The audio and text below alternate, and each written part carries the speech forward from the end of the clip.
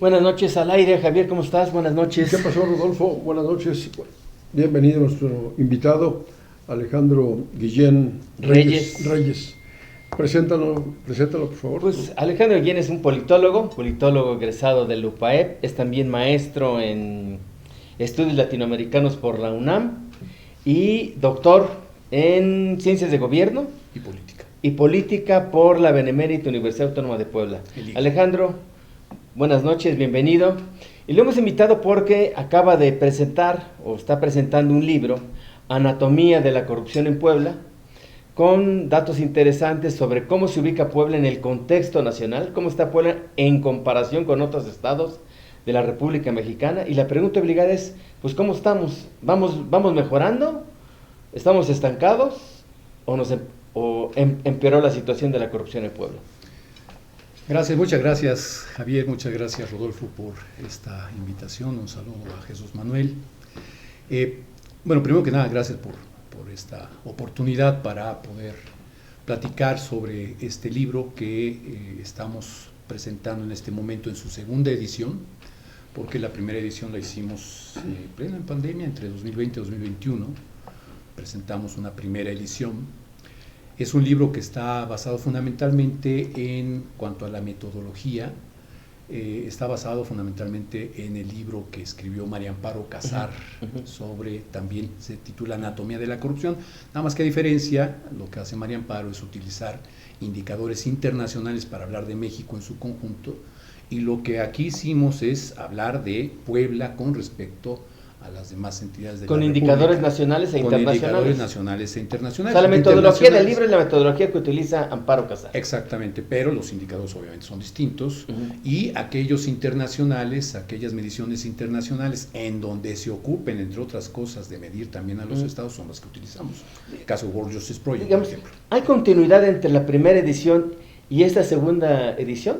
O sea, digamos, ¿hay una actualización de los datos? Hay actualización de los datos. Hay una actualización de los datos, no son los mismos los datos que escribimos durante la pandemia, porque además en ese momento todos los indicadores o todas las encuestas no estaban registrando lo que estábamos viendo en ese momento. Entonces, obviamente, sí hay afectaciones, sí hay cambios. Sí y recuerdo que en el primero se enfatizaba mucho el tema de las licitaciones. Se puso mucho acento en el tema de las licitaciones. El tema de los las concursos que, bueno, pues, las muchas obras, proyectos importantes, programas importantes que ya no se licitaban. Prácticamente se estaban adjudicando en concurso por invitación o en adjudicaciones directas. Que de hecho en ese momento Puebla contra la corrupción y la impunidad sacó un especial sobre el tema de contrataciones. Digamos, son dos libros entonces. Sí, son dos libros diferentes. No estoy confundiendo. Y también hablamos un poco de ello en Anatomía de la Corrupción, pero ya concretamente con datos específicos sobre cómo se dieron las licitaciones en el primer tramo del gobierno de Barbosa, es un estudio diferente. Ya.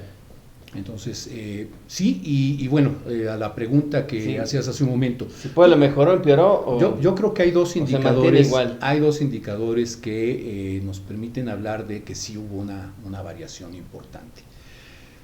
En lo que se refiere a la percepción de corrupción, basados en las encuestas del INEGI, que son sobre corrupción, ahí, por ejemplo, pasamos del lugar 24 que ocupábamos en percepción de corrupción, de frecuencia de corrupción, que ahí el INEGI lo mide entre muy frecuente y frecuente, entonces lo que hacemos es sumar los dos. ¿Ese lugar 24 lo ocupábamos en qué año? En el 2021. En el 2021. Y ahora, en 2023, que es la última encuesta del INEGI, la ENSIG, estamos ocupando el antepenúltimo lugar, es decir, lugar 29-30, como se quiera ver. O sea, empeoramos en percepción. Empeoramos en percepción, empatados con la Ciudad de México.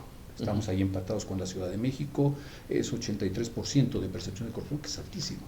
O sea, 83 personas de cada 100 piensan que en Puebla hay más corrupción. Hay más corrupción, en efecto. ¿Y a qué entidad evalúas? ¿Al gobierno del estado, los gobiernos municipales?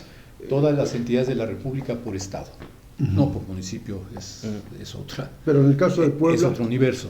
Y en el caso de Puebla, concretamente, lo que hacemos es comparar a Puebla con respecto a las otras 31 entidades de la República. Esa es la ¿Pero qué comparación instituciones que son las que hacemos. se evalúan? ¿O qué actores? Hay de todo. O sea, se evalúan, de hecho, ahí tenemos tablas en las que se evalúan desde las policías, los ministerios públicos, las fiscalías, los gobiernos, el gobierno del estado, los gobiernos municipales, etcétera, por instituciones. La ENSIC también presenta datos al respecto, pero aquí lo más importante, el primer dato que estamos dando, es con respecto a cómo perciben en general la gente. Olvidemos un tanto de las instituciones específicas, si quieren entramos más adelante al detalle. Pero aquí, en general, ¿cómo percibimos los poblanos, los que vivimos aquí en el estado de Puebla, cómo percibimos qué tanta frecuencia hay de corrupción? ¿Es muy frecuente? ¿Es frecuente? ¿Es poco frecuente o no hay? Y la suma del muy frecuente con frecuente, que es como lo presenta el INEGI, ocupamos ese antepenúltimo lugar. ¿Tú a qué lo atribuyes? Este cambio, pues este deterioro que pasamos, estamos en el 24 lugar en 2021 y en 2023 pasamos al lugar 29. El 29 o el 30, como lo quieran poner. ¿Cómo lo quieran poner? Sí, porque están empatados, digamos que cuando tú enumeras a los estados, pues están empatados ahí en esos Puebla sitios. y la Ciudad de México. Puebla y la Ciudad de México. Entonces, el último, el que está en el sótano, ¿quién es? El que está en el sótano, ahora les digo. Aquí traigo mis datos, para no errarla. Miren, en el caso de percepción de corrupción, el lugar número 32 lo ocupa Chiapas. ¿Sí? El lugar 30 lo ocupa la Ciudad de México, el 31 Michoacán, el 30 la Ciudad de México, 29 Puebla, pero están empatados, tienen lo mismo, es 87.8%. 87, o sea, casi 9. O sea, no 83, 87. 87.8%, es decir, casi 9 de 10. ¿Y tú a qué lo atribuyes? ¿Este aumento a qué lo atribuyes? ¿Qué pasó? Mira, aquí hay que tener mucho cuidado también con el tema de percepciones, ¿no? Porque ciertamente no es lo mismo cuando percibes corrupción a cuando lo sufres de veras. Y ahí vamos a hablar precisamente en la siguiente medición que habla sobre la tasa de prevalencia de corrupción, que ahí sí se miden las experiencias de corrupción que tienen los habitantes. Entonces, en este caso, con respecto a la percepción, yo considero que en buena parte los medios de comunicación, los escándalos, tanto a nivel nacional como en el Estado, bueno, y Consulta ha publicado varios artículos sobre temas de corrupción, etcétera. Yo creo que eso ha impactado en términos generales en la opinión pública y hacen que se perciba que hay mucha corrupción, es muy frecuente la corrupción. Entonces, creo que el tema de opinión pública es un tema importante y por otra parte que tampoco el gobierno del Estado se ha preocupado mucho en realmente difundir algunos de los logros de los que si quieren vamos a hablar de ellos cuando hablemos del sistema anticorrupción. Algunos de los pocos logros que ha tenido tampoco los ha presumido mucho. Entonces ahí y particularmente el sistema anticorrupción me parece que le ha faltado difundir algunas de las cosas en las que se ha avanzado. Pero lo cierto es que en términos generales es un asunto de opinión pública en donde los medios juegan un papel importante, en donde en las universidades, en fin, en todos los centros donde se genera opinión pública, haya jugado un papel importante. Ahora, ¿cuál es el estado mejor evaluado en percepción? El mejor evaluado es, aquí lo tenemos, lugar número 1,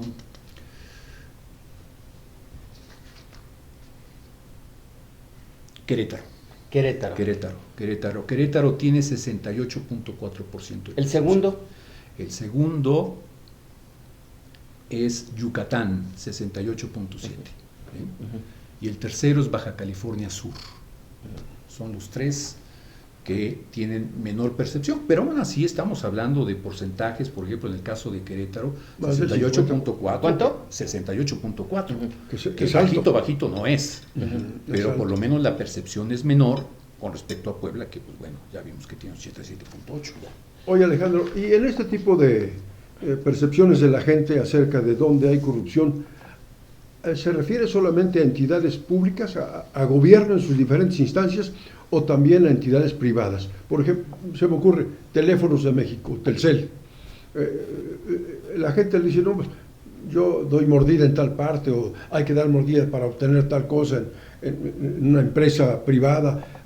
¿Evalúan la corrupción solamente pública o también la de las entidades privadas? También tocamos el tema de la corrupción en la iniciativa privada. También hablamos de los empresarios y también hay una percepción con respecto a si existe o no corrupción entre los empresarios. No entramos a detalle por alguna marca, alguna empresa en concreto, sino más bien de acuerdo a los datos que aporta la propia Coparmex junto con alguna otra de las encuestas del INEGI, la de víctimas de corrupción, por ejemplo, la ENVIPE, ese tipo de encuestas nos ayudan a medir qué tanto se percibe también que en la iniciativa privada hay corrupción. Y en este caso, de las entidades de la República que se van midiendo, una vez que se termina de hablar de las entidades públicas, el primero que aparece en términos ya de iniciativa privada, universidades privadas, etcétera, son los empresarios. En general. En general, los empresarios en general. Entonces, ahí obviamente estamos hablando de que también la gente percibe que hay corrupción en la iniciativa privada, que hay corrupción entre los empresarios, y también hablamos de cómo hay empresas o los empresarios que también son víctimas de corrupción, o sea, las dos cosas. El cómo los percibe la gente por un lado, y el cómo las empresas también perciben o sienten o son víctimas la corrupción o son víctimas de corrupción. Entonces hay un capítulo específico en el que hablamos de ello y también hablamos de la ciudadanía en general, cómo va percibiendo todo esto. Y no arrojan luz, el reflector no se dirige también a la parte del ciudadano, ¿sí? Porque en la corrupción se dice, hay dos partes, el que recibe y el que ofrece. Así es. Y generalmente el que ofrece es el hombre de a pie, el hombre de la calle. ¿Eso no lo miden de alguna manera, lo han medido? Sí, aquí está la medición. Aquí hay un detalle que sí es importante señalar, Javier. Todas las mediciones, tanto a nivel internacional como nacionales que tenemos, en todas ellas es difícil medir el fenómeno de la corrupción, por una razón, porque la gente no te va a contestar inmediatamente, oye, yo sí cometí un acto de corrupción o no. Oye, yo sí soborné a un agente de tránsito, ¿no? Eso no te lo va a contestar la gente. Sí, yo le di mordida al policía. Yo le di mordida. Eso no te lo va a contestar la gente. Entonces es muy difícil para quienes encuestan, para quienes hacen estos estudios, es muy difícil que el ciudadano admita que es claro. que corrompe. El INEGI incluso te hace en su nota metodológica, te hace la advertencia de cómo abordan el tema y siempre se le aborda el tema al ciudadano preguntándole si ha sido víctima de corrupción, o sea, siempre como víctima ciudadano. Y ahí es en donde el ciudadano medio se acerca, ¿verdad?, a dar alguna respuesta. No le pregunta por el primo de un amigo. Lo que dice. Ándale, así, pues casi le preguntan así. Entonces, eso es muy importante subrayarlo, porque eso es lo que impide que tengamos una mayor precisión en lo que se refiere a la corrupción percibida desde de la parte ciudadana. Pero sí hay una mención al respecto, y hay, sobre todo, hay estimaciones que creo que vale la pena tomar en cuenta sobre la cantidad de dinero que se pierde cuando analizamos esa parte de los ciudadanos. ¿Cuánto pierden los ciudadanos en dinero por la corrupción, por asuntos de corrupción? Y en ese sentido tenemos aquí algunos datos que creo que son interesantes. Por ejemplo, en la parte, hay dos mediciones que es importante primero señalar. Una la que hace, o dos aproximaciones, una la que hace el INEGI y la otra la que hace Mexicanos contra la Corrupción.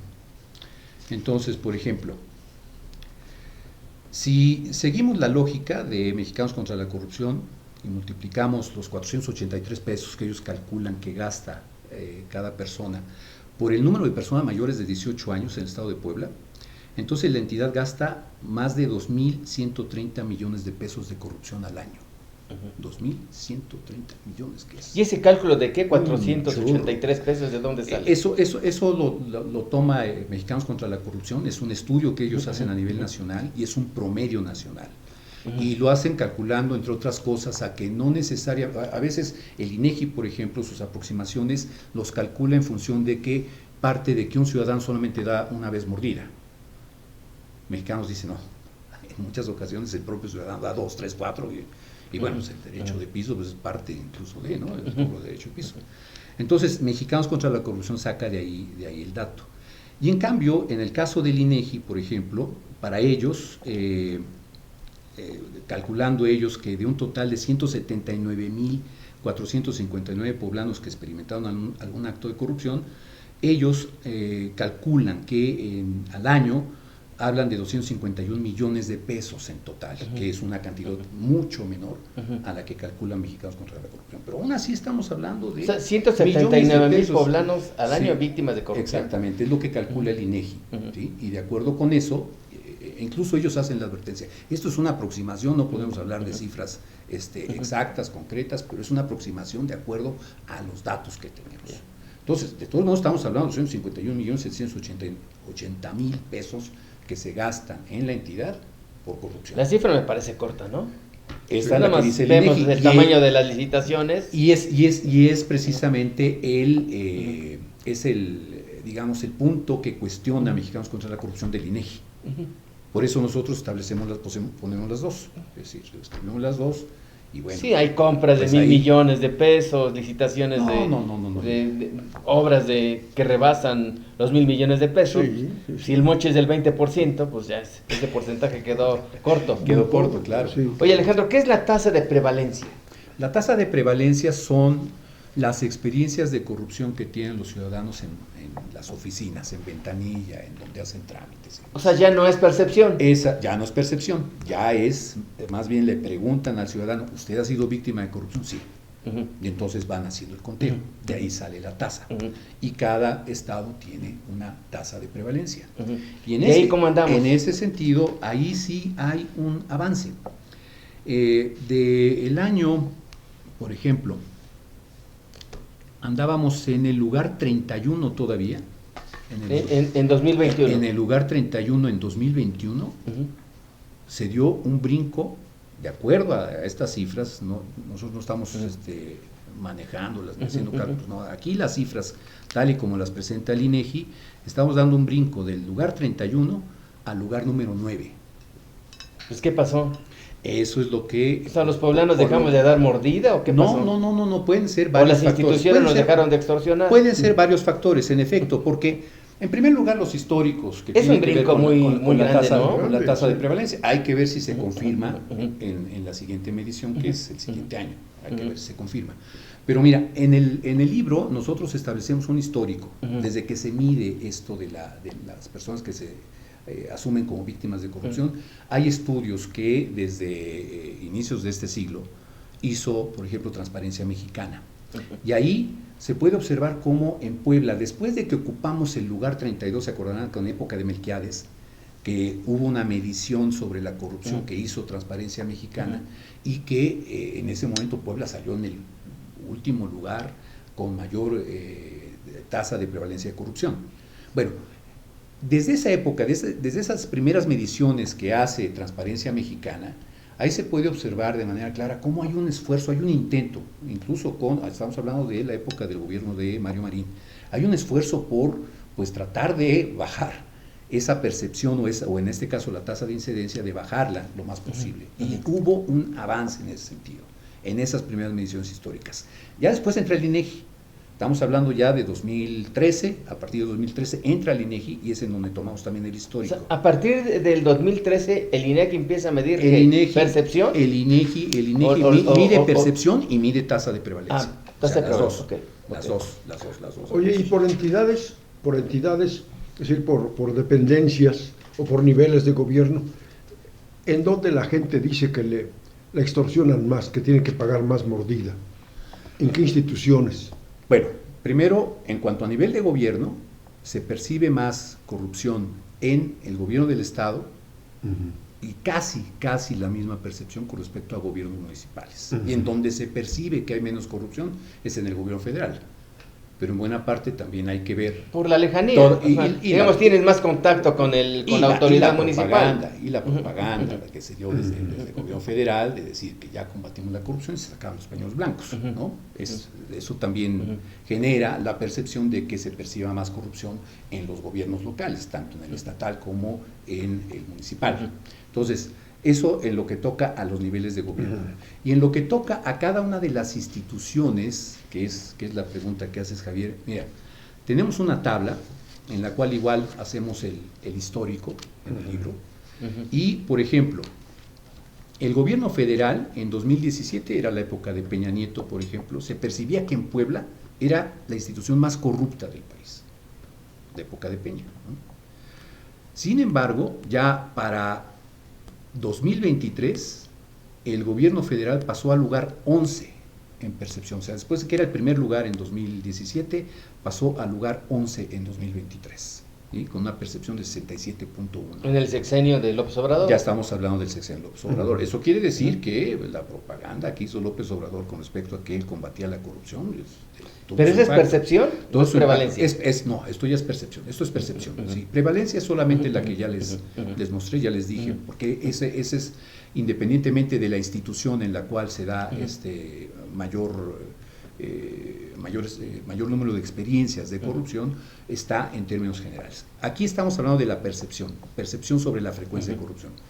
Y entonces, para 2023, los partidos políticos, que siempre ahí se disputan el primero, segundo y tercer lugar, los partidos políticos, las policías, diputados y senadores.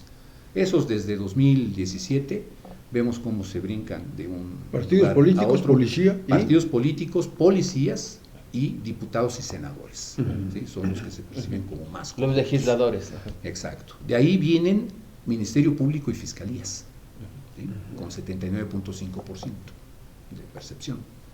Jueces y magistrados vienen ahí, yo creo que también toda la reforma judicial y el bombardeo. No, la reforma judicial aquí no está metida. No. Más bien todo lo que hizo López Obrador. Es el justificante de la reforma al Poder Judicial. El desprestigio que se dio durante todo el sexenio a través de todos los mensajes que se enviaron desde Palacio Nacional. Entonces ahí estamos hablando de 76.1%. Ahí, no tan alejados, están los gobiernos municipales, 75.9%, el gobierno estatal 75.2 y los empresarios 74.3, que es lo que les decía yo hace un momento. Pues no están en nada bajito los empresarios. No, y es ahí lo tenemos en el libro. Es una parte que estudiamos y desglosamos de acuerdo no solamente con las encuestas del INEGI, sino también con las de Coparmex, etcétera. ¿Los clérigos, las iglesias están evaluadas? No, en este caso, bueno, yo no los tengo, sí están, pero no los tengo. Yo me quedo hasta el lugar número 12, que son los institutos electorales, que por cierto están de moda, ¿no? Con respecto a si están haciendo bien su trabajo o no. Para 2023 tienen un porcentaje de percepción de corrupción de 65.5. ¿Y en el histórico cómo andan los organismos electorales? Mira, ¿Han mejorado o han empeorado? No, han empeorado. En 2017 ocupaban el lugar número 9 con 82. Sí, 82%. Bueno, pues no, tampoco realmente hay mucha distancia entre uno y otro. Pero en 2017 había, o estaban los institutos electorales en el lugar número 9 con 82, y para 2023 ocupan el lugar número 12 con 65.7. Entonces, o sea, digamos, se han mejorado. De alguna manera sí, o sea, han mejorado la percepción de corrupción, pero pues así que muy alejado de los otros tampoco. Estamos hablando de 65.7. Y cuando tú revisas estos números, estas cifras, seguramente habrá pasado por tu cabeza y la de los equipos que hacen este tipo de revisión, de análisis, ¿cuál es el antídoto? ¿Cuáles son los antídotos para la corrupción? ¿Cómo abatirla? Por un lado, ¿cómo abatirla? Y por otro lado, ¿cómo generar en la gente la percepción de que hay resultados, de que está bajando? Por un lado, el remedio real.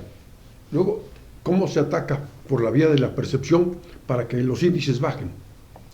Yo creo que son las dos vías, ¿no? Tanto en los hechos, tanto la tasa de prevalencia, hay que atacar también esa parte, como la parte de los hechos, de la percepción, o sea, las dos cosas. Lo primero que vale la pena señalar, destacar, es que el combate a la corrupción no se puede dar sin democracia, sin Estado de Derecho y sin institucionalización. O sea, estos tres factores, sin estos tres factores... Pues son los tres factores que se están cuestionando hoy. Simple y sencillamente no se puede dar. O sea, no se puede dar la democracia se está cuestionando. El Estado de Derecho. El Estado de Derecho se está cuestionando. No me digan que la ley es la ley. ¿Y el tercero es? Y el tercero, la institucionalidad. La institucionalidad. Exactamente. Entonces, estos tres factores, sin estos tres factores, simple y sencillamente no hay combate a la corrupción. ¿Por qué? En primer lugar, porque en la democracia, entre otras cosas, estamos hablando de un régimen que más allá del asunto de la competencia electoral, el voto libre, etcétera, también implica libertad de expresión y la parte institucional, división de poderes, ¿no? Por un lado. Y por otra parte, el Estado de Derecho, si no hay reglas claras, y si esas reglas no se cumplen, pues simple y sencillamente cada quien hace lo que guste con esas reglas y resulta mucho más conveniente el dar una mordida, el sobornar, etcétera, a cumplir con las reglas. Pues con base en este diagnóstico, el panorama es muy negativo, ¿no? El panorama parece adverso. Va a depender de cómo quede finalmente la reforma constitucional, que pues todo parece indicar que vamos a entrar a una crisis constitucional, si es que no ya estamos. No, de entrada también había que considerar que la justicia mexicana no estaba como para presumir en el extranjero. Leí el dato de que 8 de cada 10 jueces tenían antecedentes de corrupción en el país. Entonces el índice el nivel de justicia en México, de entrada ha estado siempre por los suelos. Sí, muy cuestionado, siempre ha estado muy cuestionado. Esa percepción la tiene la gente clara cuando va a tramitar un asunto y se enfrenta con que hay que pagar dinero para que te hagan justicia. De ahí. Ahora, la parte ciudadana, Alejandro, a veces partimos de que el ciudadano mexicano es un ángel, es una criatura celestial. Es víctima. Pero la corrupción... Y a los mexicanos nos gusta ese papel de víctima. Sí, la corrupción la vemos por todos lados. El que saca de su negocio la mercancía y invade una calle. El que se pasa a los altos. El que se estaciona en lugar prohibido. El que quiere meterse en una cola cuando está haciendo hilera en un banco. El que ocupa el lugar de discapacitados. O sea, son todos detalles se está corrompiendo la ley, la ética, el civismo. Eso cómo anda por parte del ciudadano. Mira, primero que nada, este tema de el cumplimiento del Estado de Derecho por parte de los ciudadanos es un asunto que venía, por lo menos, cuestionándose desde que pasamos a la elección de Vicente Fox en el año 2000. Desde que hay alternancia. Recuerdo que una académica, filósofa, Ikraman Taki, que escribió un libro muy interesante que se llama Manual del Ciudadano Moderno, Manual del Ciudadano Contemporáneo. Ahí ella, cuando fue la presentación de ese libro, hizo la advertencia, dice, nosotros estamos dando el brinco a la democracia electoral, pero tenemos un grave problema, no somos respetuosos del Estado de Derecho, no tenemos tatuado el respetar las reglas, no tenemos... Y eso lo dice en términos generales, no es nada más un asunto de gobierno, es un asunto de México y su sociedad. De cultura. De cultura. Entonces, todos los casos que ustedes están mencionando pues, son reales, son ciertos. Y cuidado con que le llamen la atención a la persona que está tirando basura en la calle, que está estacionando en un lugar prohibido. Cuidado que les llamen la atención porque se ponen broncos, ¿no? Vaya, yo creo que algunos otros han experimentado esa situación. Los derechos humanos. Entonces sí, nosotros en el libro no tratamos a los ciudadanos solamente como víctimas. O sea, aquí la idea también es que hagan conciencia de que en la medida en que no se respetan las reglas desde abajo, pues en esa medida pues, los demás no las van a respetar. Y luego si arriba lo que tenemos es un ejemplo pedagógico de no respetar las reglas, pues los de abajo dicen, yo creo que la voy a respetar. Entonces tenemos un broncón en ese sentido en cuanto a lo que se refiere a la cultura. Si la presidencia no respeta la decisión de un juez. Exacto. Entonces, sí, así es. Entonces, imagínate. Si un poder quiere subordinar a otro. El ejemplo pedagógico. El derecho de prevalencia, ¿cómo le llaman ahora con la última propuesta de...? Si un fulano golpea a su esposa y un juez dice, oye, este cuate es culpable, tiene que pagar indemnización, etcétera, ¿el fulano lo va a hacer? Pues es el ejemplo que están poniendo. Y en el momento en el cual no se están acatando las reglas desde arriba, pues el mensaje pedagógico, de pedagogía social, es pues no la respetes tú abajo, y menos de estos jueces que son rete corruptos. Que ahí es en donde tenemos un Decía problema. López Obrador que la corrupción se barría de arriba hacia abajo. No, eso fue pura propaganda. O sea, seamos honestos y serios. Eso que vimos durante 6 años de que sacaba el pañuelito y estaba combatiendo la corrupción, fue puritita propaganda. Lo cierto es que en términos, en comparación de México, hablemos de la parte federal si gustan, en la comparación de México con otros países, miren, siguiendo el índice de transparencia internacional, por ejemplo, en el caso de la medición de transparencia internacional, México ocupó el lugar 126 de 180 países. ¿De la OCDE o...? No, global, global, ¿sí? En general. Eso es estar en el sótano. Luego, de la OCDE, de 38, ocupamos el 38. El último lugar. El último lugar, ¿sí? Donde el promedio es de 66 de 100. México sacó 31 de 100 puntos. Entonces, estamos hablando de que estamos México es el colero en esta situación. Del grupo de los 20, ocupamos el 18 de 19. ¿Estas mediciones son de qué año? Estas son de 2023. 2023. De Transparencia Internacional 2023. ¿Y empeoramos con respecto a años anteriores? Por supuesto. O digamos que nos mantenemos ahí. Eso de decir que se acabó la corrupción, pues, o sea, en los rankings internacionales no hubo una mejoría. No hubo ninguna mejoría. O quedamos igual o empeoramos.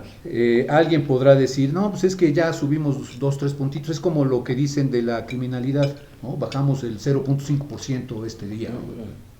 Algo así. Entonces, en realidad, no hubo un combate a la corrupción. Y no hubo un combate a la corrupción porque el gobierno federal no le gustó trabajar con la institucionalidad existente. En ese momento ya se había creado el Sistema Nacional Anticorrupción, ya se había creado la Secretaría Ejecutiva, era una iniciativa completamente ciudadana, pero pues, bueno, como salió en época de Peña Nieto, pues hay que darle Ahora, ¿qué va a pasar con el INAI? ¿Sí va a desaparecer? Pues porque hay pláticas con la Secretaría de Gobernación. Todo parece indicar que sí, ya está tomada la decisión. Y incluso a la Secretaría de la Función Pública le cambiaron el nombre, ahora va a ser Secretaría de Anticorrupción y Buen Gobierno. Buena parte de los organismos autónomos van a desaparecer, y esto ya está, yo creo que ya es una decisión tomada, y lo que van a hacer, entre otras cosas, en el caso del INAI, es absorberla por parte de la Secretaría de Anticorrupción y Buen Gobierno. Secretaría de Anticorrupción y Buen Gobierno. Y esta secretaría, el problema... Es que es juez y parte de la secretaría. Claro, exacto. O sea, porque no hay un órgano autónomo. En el momento en el cual el INAI era un órgano autónomo, le pedía cuentas no solamente al gobierno federal, sino también al Poder Legislativo y al Poder Judicial. Que eso es algo muy importante. La característica de los organismos autónomos es pedirles cuentas a los tres, no nada más a uno, a los tres. Entonces, al momento en el cual nos presenten ya en los hechos, que la Secretaría Anticorrupción, la nueva Secretaría Anticorrupción, absorbe al Instituto Nacional de Acceso a la Información Pública y Protección de Datos Personales, el INAI, en el momento en que lo absorbe, yo quiero ver cómo le van a pedir cuentas al Poder Legislativo y al Poder Judicial, lo que quede del Poder Judicial, ¿cómo lo van a hacer? Y además, que se autoevalúe el propio Poder Ejecutivo a sí mismo, híjole. Ya hemos tenido experiencias en ese sentido, desde la época de Miguel de la Madrid, cuando se creó la Secretaría de Contraloría.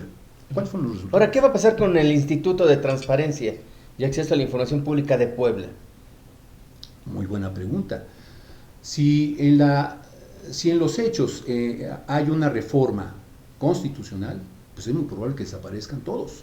O sea, ¿no está decretada ya la desaparición del ITAI? No. No, aún no. Vamos a esperar finalmente cómo queda la reforma, pero todo parece indicar que van a desaparecer los órganos garantes, INAI. tanto el INAI, pero pues eso va a arrastrar a los garantes, a los órganos garantes de los estados.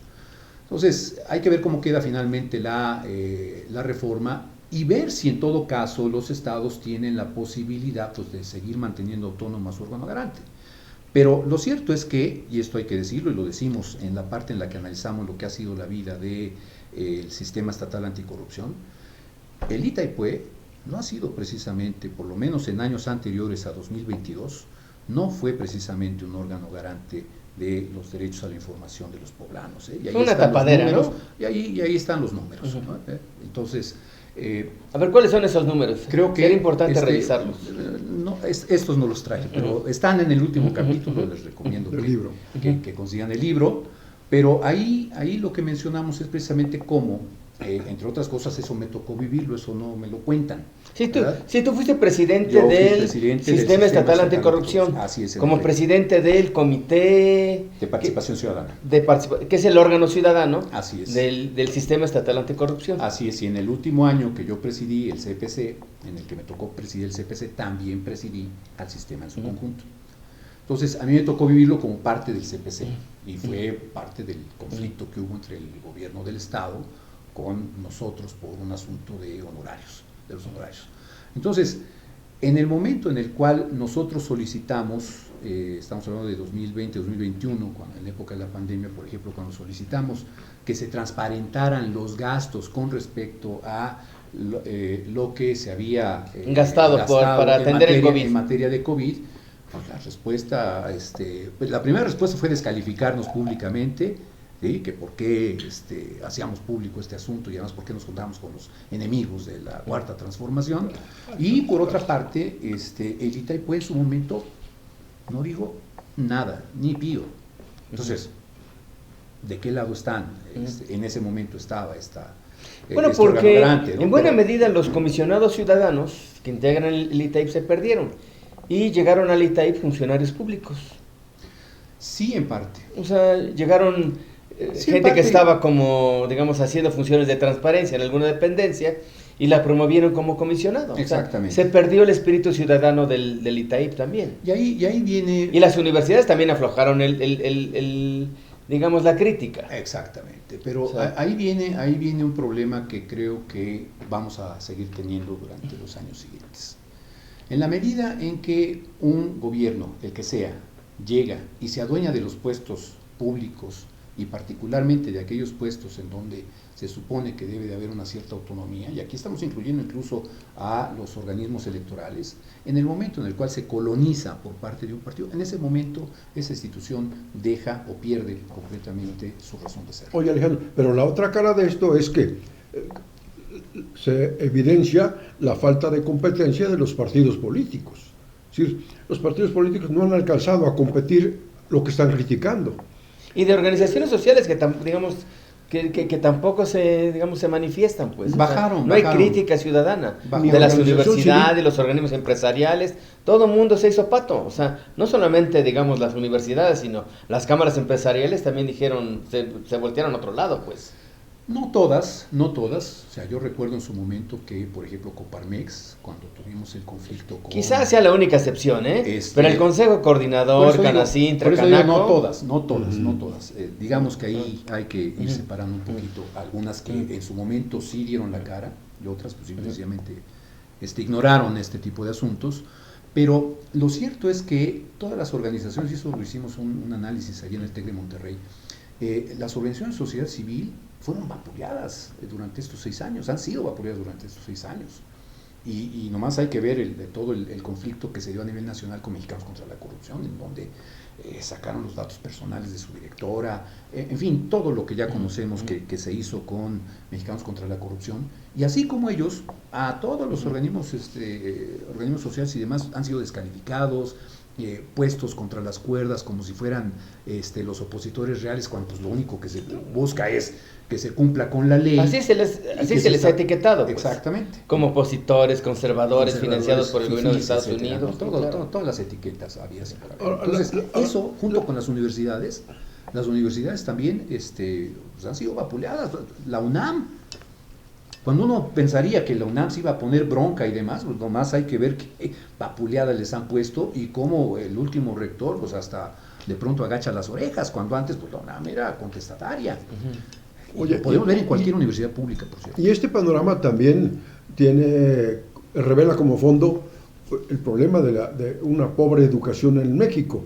O sea, si se educara a partir de valores, de civismo, de ética, el ciudadano tendría manera de reclamar, de organizarse, de crear organizaciones y denunciar la corrupción por encima de los partidos políticos. Pero aquí la educación no está funcionando. Es otra de las patas de la mesa que cojea. Claro, y ese es uno de los grandes errores que hoy espero se estén lamentando los partidos que gobernaron a México desde 94 hasta 2018. Fue una de las grandes fallas de esos gobiernos, el no haber puesto atención en que si estaba perfilándose, si estábamos en una transición democrática, era necesario atender la parte educativa para irle enseñando a la gente desde chavitos, irles enseñando estos principios cívicos, la defensa de la democracia, la defensa de las libertades, la defensa de la Constitución, la defensa de las instituciones, etcétera. No lo hicieron. No, porque se acomodaron con el CENTE. Exacto. Y entonces el Bester se convirtió en la gran aliada de Peña Nieto, y en la gran aliada de los gobiernos del PAN. Y de Felipe Calderón y de Fox. Vicente Fox, claro. Entonces, ahí hay una falla terrible, porque lo podemos ver en las generaciones nuevas. Hay jóvenes que les importa un cacahuate que en este momento el país esté en la situación en la que está. Entonces, sí, ciertamente coincido, Javier, en ese sentido, de que la parte de la educación cívica en particular, dos gobiernos de la transición hasta 2018 fallaron rotundamente y hoy estamos pagando las consecuencias. En este momento yo creo que estaría el país casi incendiado cívicamente de protestas por lo que está ocurriendo con la Constitución. ¿Quién más ha fallado? Pues mira, los partidos no se hizo lo necesario en educación. Los partidos políticos, en lo general, hubo errores, digamos, aunque ya estamos entrando en otro terreno, pero los partidos políticos, por ejemplo, cuando gobernaron, yo recuerdo, ¿cuáles han sido los éxitos o cuáles son los éxitos que tiene López Obrador hasta arriba? El aumento al salario mínimo, ¿no? Y los programas sociales. Recordemos el caso del salario mínimo, por ejemplo. ¿Cuántas veces se les insistió a los secretarios de Hacienda de Fox, era Gil, sí, a Cordero, de Calderón y a Amid? ¿Cuántas veces se les dijo, ¿verdad?, que por qué no se daba ese aumento? Y siempre se dijo que iba a provocar un desfase inflacionario. Bueno, pues ese error lo están pagando, lo pagaron en 2018, cuando llega este hombre y dice, vamos a aumentar el salario mínimo. Ese es uno de los motorcitos que tuvo López Obrador para tener la popularidad que hoy tiene. Y lo mismo ocurrió con los programas sociales, en donde muy sectorizados. Sí, el combate a la desigualdad, digamos, sí, vía programas sociales. Realmente fue... O sea, digamos, en estos gobiernos lo que pasó es que, digamos, esa brecha entre ricos y pobres se ensanchó. Y entonces esa parte yo creo que es fundamental para entender por qué hoy en día, pues mucha gente dice, bueno, pues que me den mis 3,000 pesitos mensuales, o cuánto dan, 6,000 pesitos mensuales, pero prefiero tener esto, aunque esto se convierta en una dictadura, no tenerlo. Porque para ellos es mucho dinero, ciertamente. Porque hubo sexenios o décadas en que no había esos 3,000 pesos mensuales. Así es, en efecto. Y ahí yo creo que los gobiernos de oposición, pues hoy están pagando las consecuencias, junto con lo que ya hablamos del tema educativo. Ahora, Alejandro, la propaganda gubernamental sí puede atenuar un poco la percepción de la gente de que la corrupción es un cáncer imposible de eliminar. Pero por la vía de los hechos, ¿qué deben hacer los gobiernos para apelar a la aprobación ciudadana? Para decir a la gente, créeme, estoy haciendo esto. ¿Qué deben hacer los gobiernos? Pues ya demostró López Obrador que la propaganda sí funciona. ¿No? Ese es un factor. Y lo vemos aquí en los números. Los números con los cuales miden a López Obrador es muy distinto a como medían a Peña Nieto. Entonces la propaganda es fundamental. Pero si la propaganda solamente fuera eso y la realidad mostrara otra cosa. ¿Qué es lo que pasó con López Obrador? Entonces, y eso no refleja los números. Claro. Porque López Obrador fue un gobierno de mucha propaganda, digamos, hubo mucha opacidad en términos de licitaciones, en términos de muchas cosas. Almex, pero eso sí se publicó y sin embargo eso no afectó, digamos, no afectó a los números de López Obrador, o sea, sí, digamos, hizo mucha propaganda, esa propaganda no se reflejó en hechos, en acciones, claro, pero los números de López Obrador son buenos. Claro, y yo creo que en parte influye, por un lado, lo que hemos comentado del tema del salario mínimo y el asunto de los programas sociales. Ciertamente esto ya va condicionando tu percepción sobre lo que tú ves de un gobierno, o sea, eso lo va condicionando. Si a eso le agregas la parte de la propaganda, bueno, pues obviamente tenemos el resultado que tenemos. Pero es cierto también que, por otra parte, y ese análisis yo creo que tendría que ser de ustedes fundamentalmente, ¿qué ha pasado con los medios tradicionales? Que yo recuerdo noticieros en los cuales sacaban una tras otra, algunos de los casos de corrupción, en los cuales estaban hasta involucrados los hijos del presidente, ¿verdad? Y no hizo mayor mella en la popularidad del presidente. O sea, ¿qué está pasando con esos medios? ¿Están perdiendo la credibilidad? ¿Qué está pasando con ellos? Que eran los que, recuerdo cuando había este tipo de bombazos informativos, eran escandalazos que hacían que un presidente, lo que le pasó a Peña Nieto, porque la popularidad del presidente se cayó en meses, cuando se supo. Hoy hay un mayor control de medios, en eso también creo que tienes razón. Entonces viene de la publicidad oficial, los convenios, pues los medios digamos se callan. Yo creo que hay que ir observando también ese fenómeno con los los medios y la diversidad, ¿no?, ya de fuentes de información que podemos ver en las plataformas digitales, etcétera, que eso hace que se diluya lo que antes era una percepción más o menos generalizada, se va diluyendo entre un montón de fuentes de percepción y hace que por lo menos la propaganda que es en contra del gobierno pues también se diluya.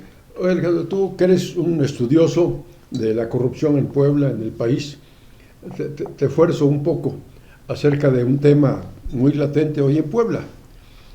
El panorama con el que se encuentra el presidente municipal nuevo. Se encuentra con manejos económicos turbios, raros. Se habla de un hoyo de 500, 600 millones de pesos y que está en crisis el ayuntamiento. Huele a corrupción. ¿Qué hacer ante un caso como eso? Pues mira, lo que comentábamos hace un momento, sin institucionalidad, sin Estado de Derecho y sin democracia no hay combate a la corrupción. Y yo espero que esto se maneje en función de un Estado de Derecho. Y ahí tiene que entrar la Auditoría Superior, tendría que entrar la Secretaría de la Función Pública, ¿verdad?, para ver qué fue lo que ocurrió concretamente con ese municipio. Entonces hay que esperar los resultados de ello. De momento, obviamente, la parte de la parte informativa, la parte de la generación de opinión pública, pues sí genera estos cuestionamientos en el sentido de que, bueno, ¿qué pasó con ese dinero? Por lo menos lo que está señalando el nuevo presidente municipal, que le dejaron prácticamente un hoyo financiero, ¿no?, que no es nada nuevo aquí en Puebla, estos los hoyos financieros. Entonces, yo creo que tenemos que ir viendo el funcionamiento, cuestionar a la Auditoría Superior, a ver, ¿qué pasó aquí con esta situación? Lo mismo la Secretaría de la Función Pública. Creo que son las dos entidades fundamentales que nos podrían dar luz con respecto al caso. Oye, Alejandro, ya respetando el Estado de Derecho y la institucionalidad. ¿Qué va a pasar entonces con el Sistema Nacional Anticorrupción, con el Sistema Estatal Anticorrupción? Qué buena pregunta. Mira, hay la iniciativa de que desaparezca la Secretaría Ejecutiva del Sistema Nacional Anticorrupción. Hay esa iniciativa ya. Y esa iniciativa surgió allá por 2022, más o menos. Si desaparece esta Secretaría Ejecutiva, que es, digamos, el órgano, la institución que sintetiza y aglutina toda la información que dan las diferentes entidades del sistema. Casi todas públicas, solamente hay un órgano ciudadano. El órgano ciudadano y las autónomas, el INAI, por ejemplo, ¿no? Está en vías de extinción. Exactamente. Entonces, todas estas instituciones son las que van dándole información, van dotando de información a la Secretaría Ejecutiva, y la Secretaría Ejecutiva va haciendo los análisis correspondientes. Además de que pues, lo que se busca es la coordinación, el trabajo coordinado de todas las instituciones para ir detectando, ir previniendo e ir combatiendo la corrupción en donde quiera que se presente, particularmente las entidades públicas. Entonces, si desaparece esta Secretaría Ejecutiva, que yo de entrada les recomiendo los trabajos que ha hecho la Secretaría Ejecutiva con respecto a la Plataforma Digital Nacional, con respecto a, hay un programa transversal anticorrupción en donde se busca que todas aquellas instituciones que programaron un gasto para combate a la corrupción se sepa bien a bien en qué lo implementaron, cómo lo implementaron y cuáles son los resultados. Entonces, ese tipo de trabajos que venía haciendo la Secretaría Ejecutiva van a desaparecer. Y al mismo tiempo, ya no va a tener la capacidad el sistema anticorrupción de pedirle cuentas al Poder Judicial, aunque está ahí la judicatura, pero ya no va a tener la capacidad de pedirle cuentas al Poder Judicial, ni tampoco va a tener la capacidad de pedirle cuentas al Poder Legislativo, si es que esta Secretaría también la absorbe la nueva Secretaría, la Secretaría Anticorrupción y Buen Gobierno. Como si se ha también dicho. la absorbe como al INAI, ¿verdad? Tú dime de qué manera les va a pedir cuentas a los otros, sino que es una institución, es una secretaría que pertenece al Poder. Si desaparece el INAI y desaparecen los ITAIP, prácticamente. O sea, ya no va a haber manera de hacer solicitudes de información. No, sí, yo creo que sí, eso sí lo tienen que dejar, ya sería el colmo. Lo que sí es a ver si te la dan. A ver si no te la mandan. Sí, cuando a 5 solicitas años, una información comprometedora. Te la enlatan y te la ponen en 5 años. Y no va a haber poder autónomo que obliga a la autoridad a que te dé seguridad nacional, ¿no? Aunque sea del Tren Maya, por ejemplo, para hablar de los casos más emblemáticos. Eso ofrecería, por otro lado, un filón a los medios para hacer su papel de investigación periodística. De hecho, buena parte de los escándalos que surgieron del sexenio anterior, buena parte de ellos, y de los sexenios anteriores, particularmente el de Peña, todo lo que es Bueno, la desde estafa Fox. maestra, bueno, los Fox y las toallas, Sí. ¿no? El Toalla Gate, claro. Pero en el caso, La caso Casa concreto- Blanca. La Casa concreto de Blanca. la Casa Blanca y la estafa maestra en época Son solicitudes de información. Exacto, todas ellas fue a través de solicitudes de información, y con eso los periodistas documentaron la existencia de corrupción o de conflicto de interés, que también está como, hoy ya está legislado como un delito de corrupción. Pero lo que quiero destacar aquí es que en el momento en el cual desaparezcan esta Secretaría Ejecutiva del Sistema Nacional Anticorrupción y por lo tanto puedan desaparecer también las demás, pues prácticamente ya no hay sistema anticorrupción.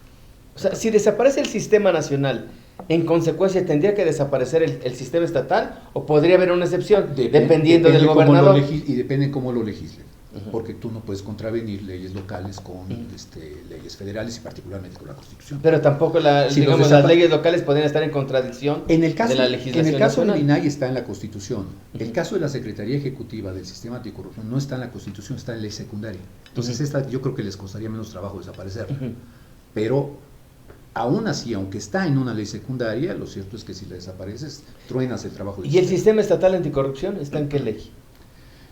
Está tanto en la Constitución, ¿Federal? ahí está en la federal, claro. No en la Constitución del Claro, Estado. No, bueno, sí, también, además, o sea, todas las leyes tienen que estar armonizadas.